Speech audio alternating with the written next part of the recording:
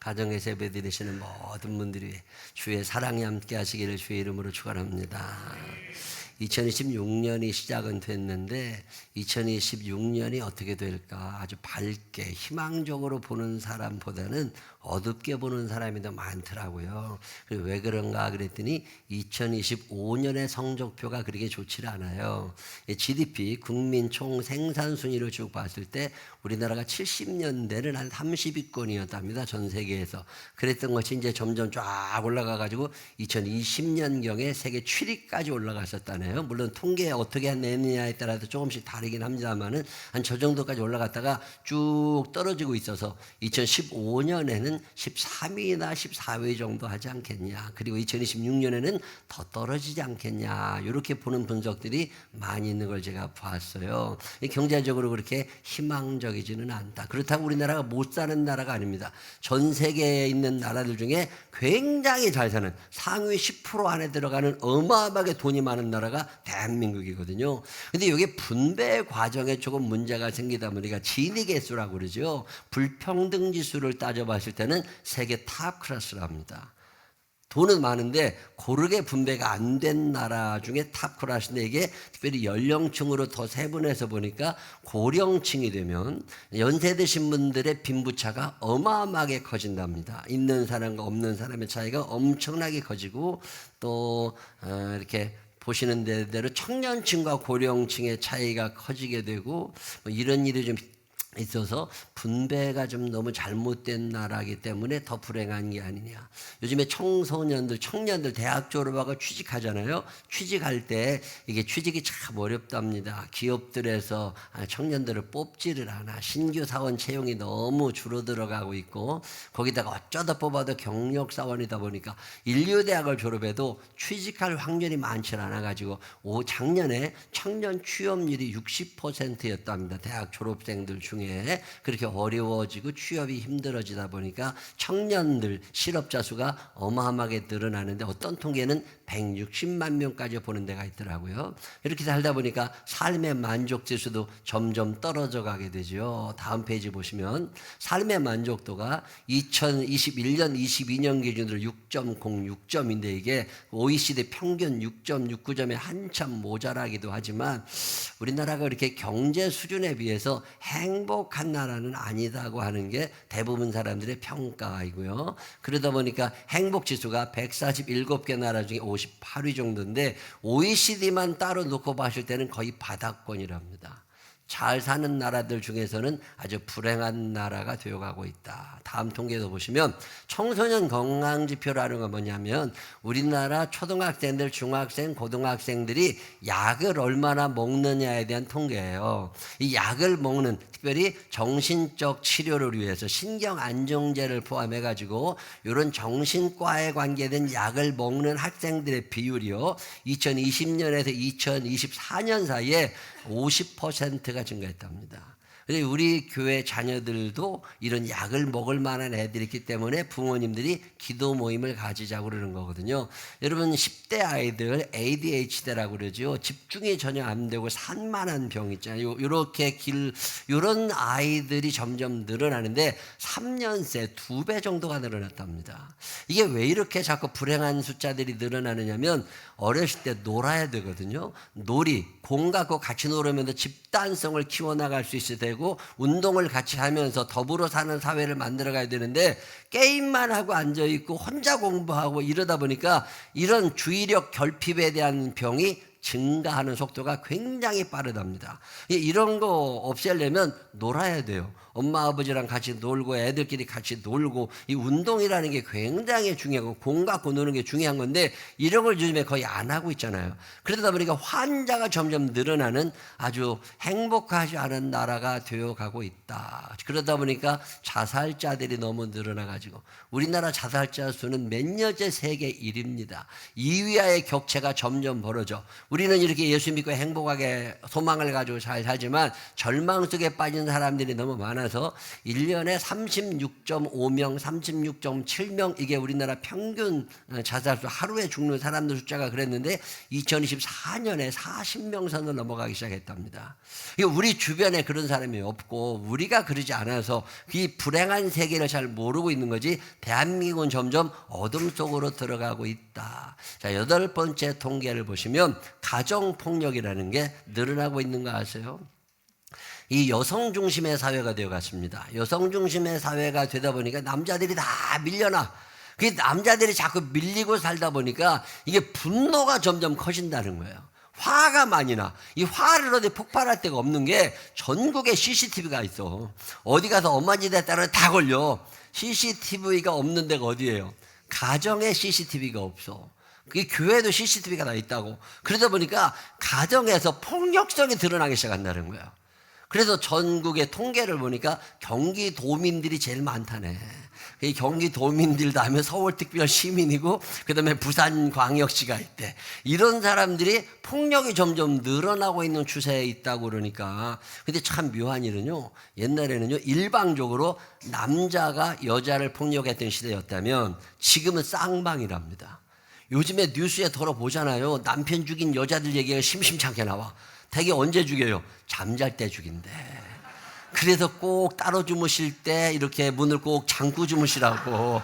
이게 언제 들어와서 찌를지 모른대. 이게 무서운 세상 됐어요. 그리고 애들이 부모를 죽이는 경우가 생겨납니다. 40대 50대 자녀들이 부모를 죽이는 경우가 생겨나면서 가정폭력이 늘어나고 있다. 얼마 전에도 뉴스 보니까 아들이 둘째 아들인가 첫째 아들이 둘째 아들이 형하고 부모를 다 죽였더만요. 이 가정폭력이 대한민국에 점점 늘어나고 있는 추세에 있다. 참 어둠 속을 가는 대한민국이다. 그리고 또 믿지 않는 사회가 되다 보니까 언론, 정치, 무슨 재판조차도 아무것도 믿으려고 하지 않는다. 그래서 사람들이 나 믿고 싶은 대로만 믿고 사는 이런 어리석은 사회가 지금 대한민국이다. 이런 통계를 쭉 보면요. 지금 터널 속으로 들어가는 것 같아요. 터널에서 빠져 나오는 것 같아요.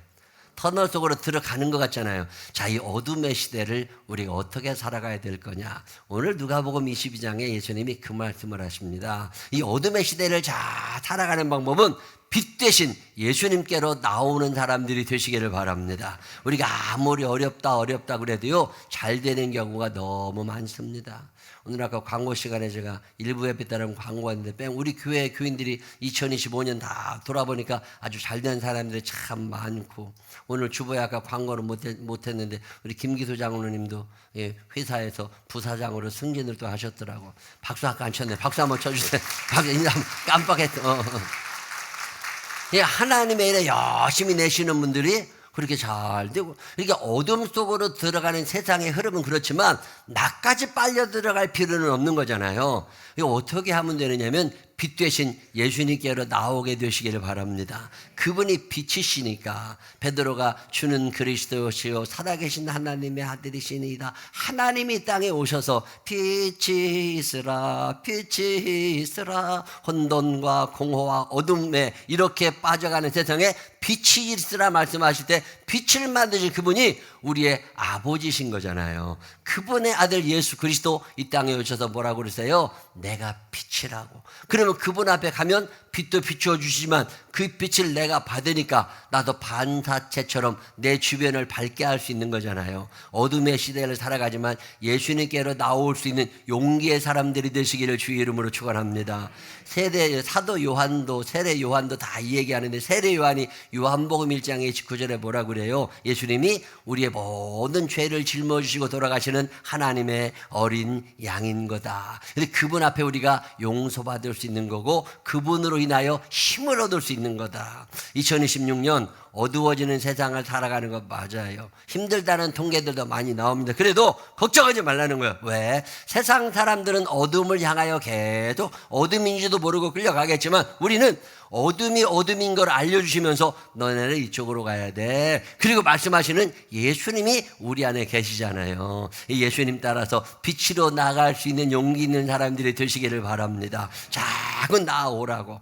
요한복음 1장부터 22장 마지막 장까지 읽어보시면 그 예수님이 당신을 소개하십니다. 내가 누군 줄 알아? 내가 생명의 떡이야. 이 생명의 떡 밥이라는 얘기거든요. 우리의 힘이 어디서 나와요? 밥심으로 산다고 그러잖아요. 밥심이 있는 것처럼 말씀의 힘이 내 안에 있어야 되는데 예수 그리스도의 말씀을 내가 자꾸 먹으면 이게 힘이 된단 말이에요. 삶에 고난이 닥치고 어렵고 외롭고 힘들어질 때 그 말씀이 나를 살려내는 힘이 있습니다. 하나님의 말씀의 힘이 생명의 떡이다. 이거 먹으면 너의 생명이 삶을 얻는다는 거잖아요. 2026년에 성경 매일 읽어가시는 여러분 되시기를 바랍니다. 그 생명의 떡이신 그 말씀을 내가 먹을 때 내게 은혜가 되고 살아갈 수 있는 힘이 나오잖아요. 어두운 세상 속에 예수님이 뭐라고 그러세요? 내가 세상의 빛이다. 그래서 내 앞으로 나오면 너네 어둡지 않아. 방황하지 않아. 다 길 비춰주시니까 어디로 갈지 고민할 때가 있지요. 이거 어떻게 선택해야 되나 당황스러울 때가 있지. 그럴 때 빛 되신 예수 그리스도를 끝까지 의지하게 되시기를 바랍니다. 손에 잡히는 거 없고 귀에 들리는 거 없고 만져지는 거 없다 할지라도 그 말씀을 내가 기준으로 살아가게 되면 이게 빛이 됩니다. 이게 빛이 나게 되어 있다고 예수님께서 여러분들을 인도해 가시는 삶을 경험하게 되시기를 바랍니다. 어둠의 세상을 어떻게 살 거냐? 빛이신 그분에게로 자꾸 나아가라고 그러잖아요. 내가 이 양의 문이다. 양을 기르는 목자들이 하나 만들어 놓고 요리 내보내고 요리 드리고 그러는데 예수님이 그 문이라고 그러시는 건 여러 가지 의미가 있는데 그 중에 하나가 뭐냐면 문을 목자가 지키고 있다가 양이 들어가고 나올 때 건강 상태를 살피고 때가 묻는 건 있나 어디 부러진 데는 없나 피가 나는 데는 없나 이걸 다 일일이 살피는 거거든요. 예수님이 2026년 한 해 동안에 빛이신 그분이 목자가 되신 그분이 여러분을 살펴주실 줄로 믿으시기를 바랍니다. 근데 작은 일이든 큰 일이든 늘 그분한테 얘기하고 사는 거잖아요. 나는 선한 목자라. 예수님께서 선한 목자. 어떤 목자는 양 팔아먹고 양 잡아먹고 그러지만 우리 예수님이 이 양을 얼마나 사랑하시는지 당신의 목숨을 생각하지 아니하고 끝까지 지켜주시고 보호하신다고 약속하시는 게 예수 그리스도의 말씀입니다. 예수님 사랑하며 살게 되시기를 바랍니다. 예수님을 사랑하게 되고 그분에게 붙어있게 되고 나는 부활이요 생명이다. 나는 길이요 진리요 생명이다. 나는 참 포도나무다. 예수님께 붙어만 있으면 되는데 자꾸 도망가려고 그러니까 문제가 되는 거예요. 그분에게 붙어 사는 한 해가 되시기를 주의 이름으로 축원합니다. 포도나무 나는 포도나무여 너희는 가지니. 이 영양분을 공부해달라면 붙어만 있으면 영양분이 가게 돼 있어. 근데 안 붙어 있으니까 문제예요. 힘든 순간에도 기분 좋은 순간에도 주의 전을 찾아 나오시기를 바랍니다. 제가 시편 73편 28절에 있는 말씀을 참 좋아합니다. 시작. 하나님께 가까이함이 내게 복이라. 아멘. 거기까지만 보시면 하나님께 가까이 하는 것 자체가 내가 복이야. 그분이 빛이시니까 그분이 생명이시니까 그분에게 가까이 가면 그 영향을 내가 받는 거잖아요. 어둠 속에 자꾸 나가다 보면 그 영향을 받으며 살게 됩니다. 그래서 삶이 어두워져요. 이게 우울한 사람들 옆에 있으면 같이 우울해지잖아요. 그래서 늘 얘기하는 거 아니에요. 그 내가 좋아지려고 애를 써야지. 자, 웃으면 복이 오는 거예요. 복이 많아서 웃는 거예요. 웃으면 행복할까? 행복하니까 웃을까? 베르나르 베르베르라고 하는 사람이 쓴 유명한 책이 몇 권 있는데 그중에 뇌라는 책에서 그 사람이 강조했던 게 이거예요. 행복해지기를 기다리지 말고 그 전에 웃어라. 시작. 자, 행복해지기를 기다리지 말고 그 전에 웃으라는 말처럼 우리가 믿음이 생기기를 기다리지 말고 그냥 믿고 나와 앉아있으면 돼. 그냥 내가 몸이 먼저 움직이는 게 용기라는 거거든요.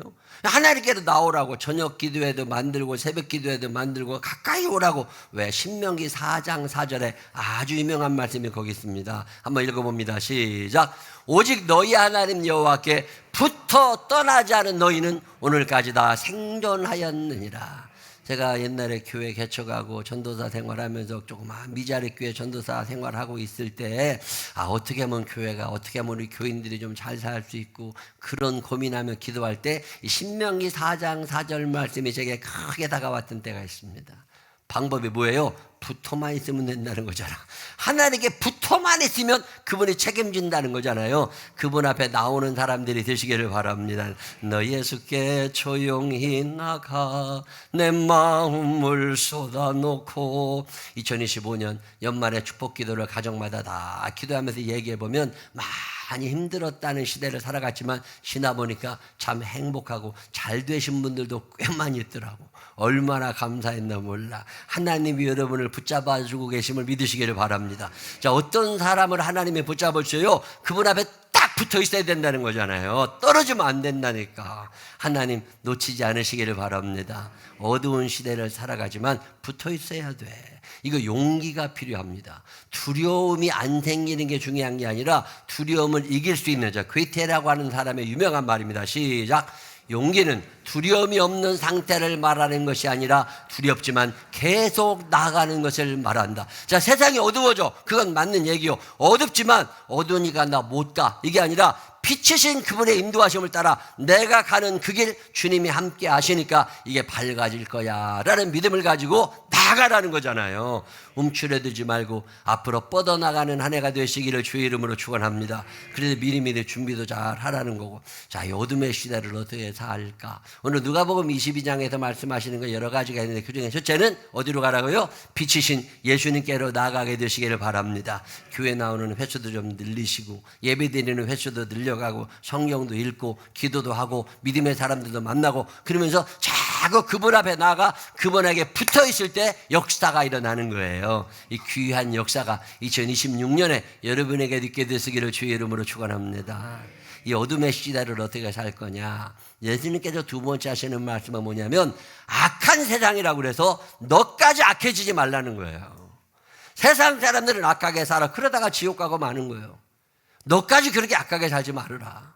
세상 살다 보면 넘어졌으면 좋겠는 놈들이 있지. 늘 깐족대는 것들이 있어. 직장 다니다 보면 속상한 사람들도 있고 가족 친척들 모일 때도 안 왔으면 좋겠는 사람들이 늘 있는 게 사람들 사는 모양이에요. 근데 그것 때문에 염려하지 말고 또 그런 사람들을 악하게 대항하려고 그러지 말고 너는 악을 악으로 갚지 말라는 거예요. 네가 당하는 모든 과정을 누가 보고 계셔요? 하나님이 보고 계시다가 하나님의 때 하나님의 방법으로 하나님의 큰 손으로 역사하시는 거니까 네가 괜히 엄한 짓 하지 말라는 거예요. 열왕기하 18장에 보면 히스기야 이야기가 나옵니다. 산헤립이라고 하는 아수르의 왕이 랍사게라는 장군을 보내가지고 협박을 하면서 계속 이스라엘로 진격을 해오고 예루살렘을 무너뜨리러 옵니다. 오면서 계속 편지가 와요. 계속 협박을 하기 시작합니다. 은 300달란트를 바쳐라, 금 30달란트를 바쳐라, 아니면 너네가 어떻게 되나 계속 올 때 히스기야 왕이 두 가지 작전을 씁니다. 그 중에 첫 번째 작전이 뭐냐면 이사야 목사님을 찾아가서 기도를 부탁해요. 저도 기도하지만 목사님 기도해 주세요. 그러면서 아수르를 무너뜨려 달라고 하나님께 기도하는 기도의 작전을 쓰고 또 하나의 작전이 뭐냐면 침묵입니다.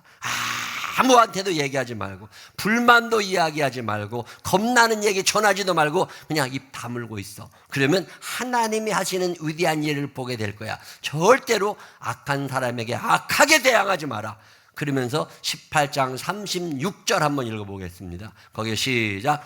그러나 백성이 잠잠하고 한마디도 그에게 대답하지 아니하니 이는 왕이 명령하여 대답하지 말라 하였음이라. 절대로 대항하지 말라. 살아가다 보면 싸우고 싶은 놈들이 있어.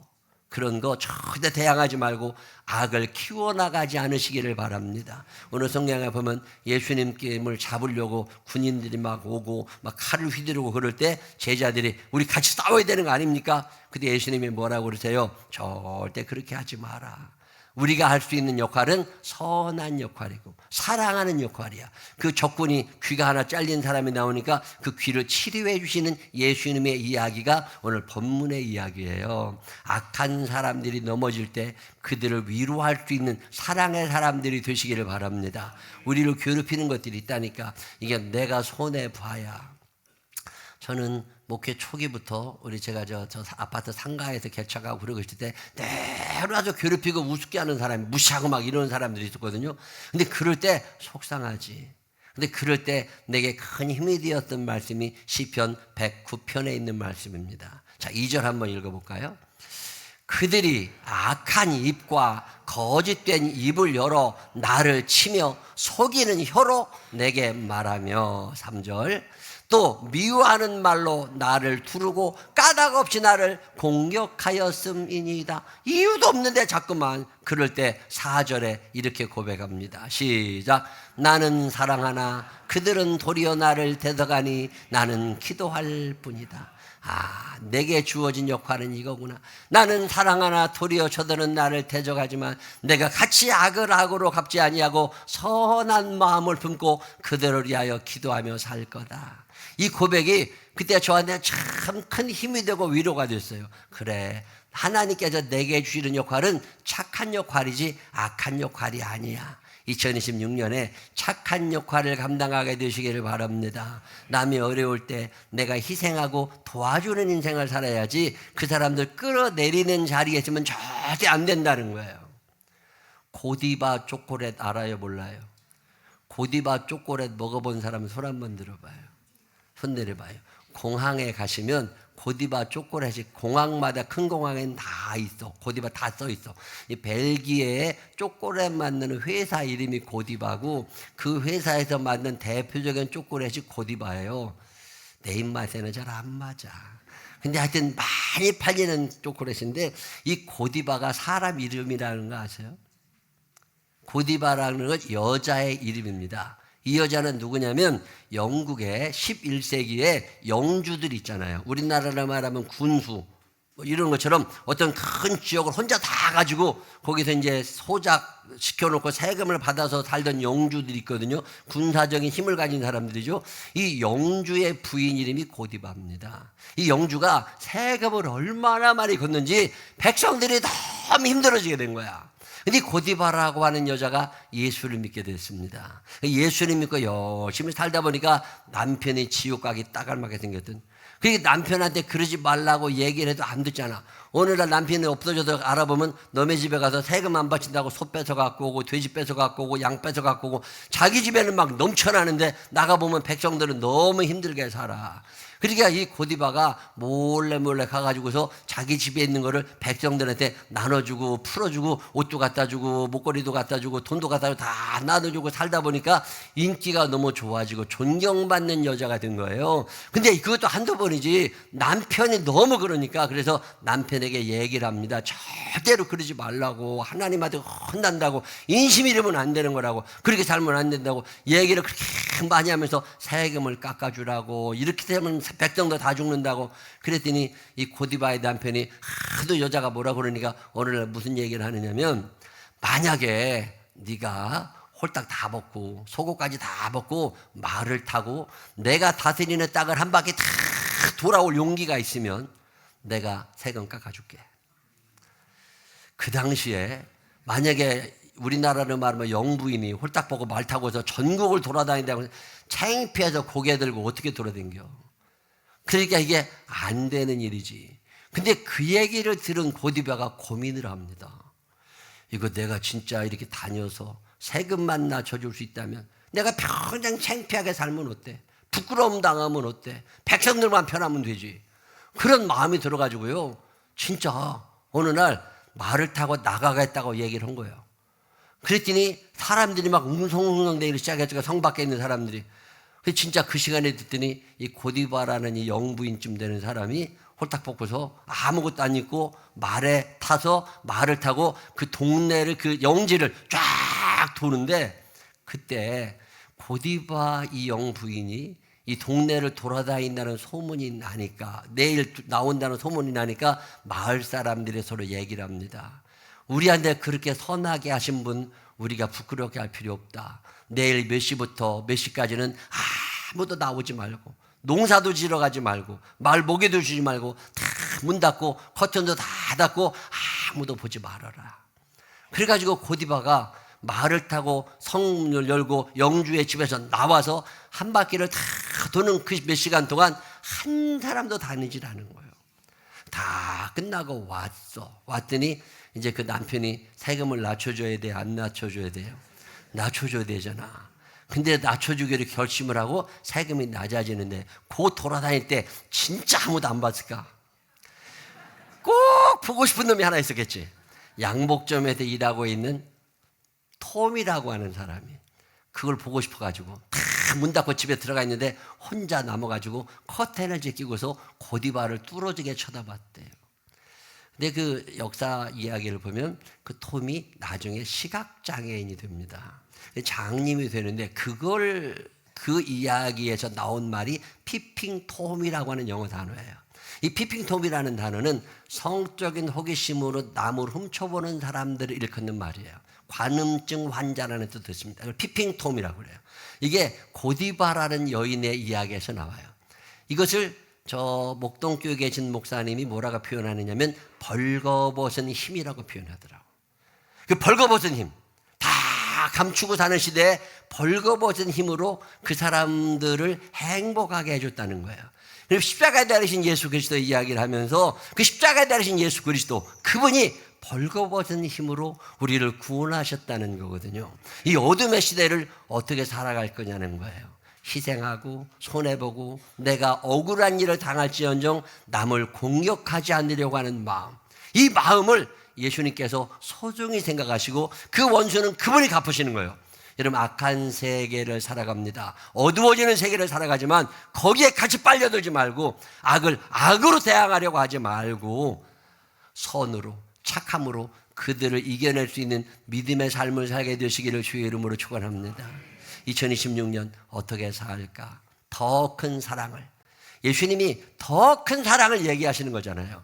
이제 우리가 악을 선으로 갚는 것을 넘어서 이제 내가 좀 어려운 일을 당하더라도 그를 살려주고 싶어하는 마음, 이 착한 마음을 좀 더 많이 부풀려서 가지자는 거잖아요.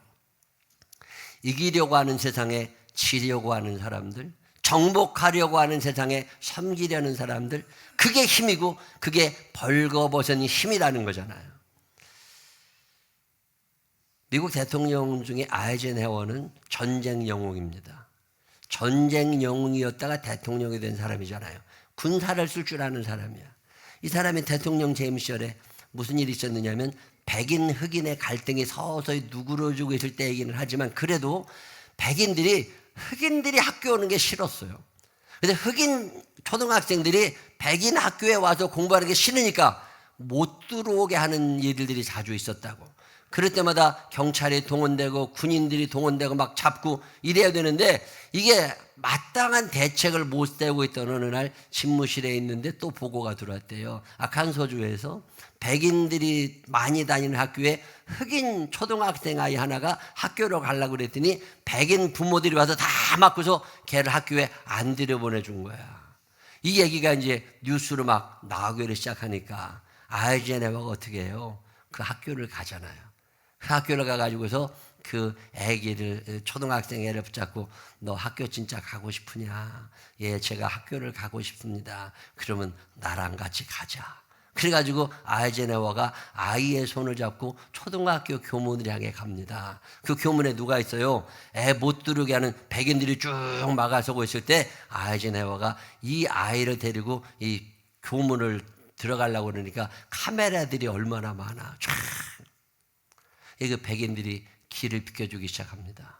아, 이건 아닌 것 같다. 그렇다고 뭐 대통령 두들겨 팰 거예요? 어떻게 할 거예요? 그러니까 그냥 학교 문이 열리면서 이것이 계기가 되어서 지금도 흑인 아이들이 백인 학교에 와서, 지금 백인 학교, 흑인 학교가 없잖아요. 그 당시는 있었지만 지금은 다 같이 이런 세상을 만들어 가는 데는 누군가의 용기와 사랑이 있어야 되는 거잖아요. 오늘이 어둠의 시대를 향하여 나아갑니다. 2026년 그렇게 밝을 것 같지는 않아. 그래도 세상은 그렇게 가지만 우리들만이라도 빛 대신 예수 그리스도를 바라보는 한 해가 되시기를 바랍니다. 그분을 바라보게 될 때 그분의 빛이 내게 임하는 거잖아요. 그분의 빛이 내게 임하니까 내 안에는 여전히 악함이 있지만 예수께서 주시는 이 사랑의 능력을 가지고 나도 사랑하며 살아갈 수 있는 거잖아요. 2026년에 빛 대신 예수 그리스도께서 비추어 주시는 그 생명의 빛, 사랑의 빛을 내가 받아서 이 빛을 나누어 주면서 선함, 이 사랑의 역량이 키워져 가고 사랑하며 살 줄 아는 귀한 한 해가 되시기를 주님의 이름으로 축원합니다. 기도하겠습니다. 좋으신 아버지 하나님, 악해져 가는 세상, 어두워져 가는 세상을 사는데 그 세상 속에 내가 쭉 빨려 들어가서 그 흐름을 타고 가는 사람들이 아니라 빛 대신 예수 그리스도 앞에 나오는 우리들이 되게 하여 주옵소서. 그분의 사랑을 실천하는 우리들이 되게 하여 주시어서 악을 악으로 갚지 않게 하시고 악을 선으로, 그리고 더 큰 사랑으로 그들을 감동시킬 수 있는 우리 모두가 되게 하여 주옵소서. 연약함을합니다. 성령님 도와주시어서 내 안에 악함이 자라지 않게 하시고 어둠이 자리 잡지 못하게 하시고 빛 되신 예수 그리스도로 말미암아 환한 빛을 비추며 살아갈 수 있는 우리 모두가 되게 하여 주옵소서. 예수님 거룩하신 이름으로 기도드렸습니다. 아멘.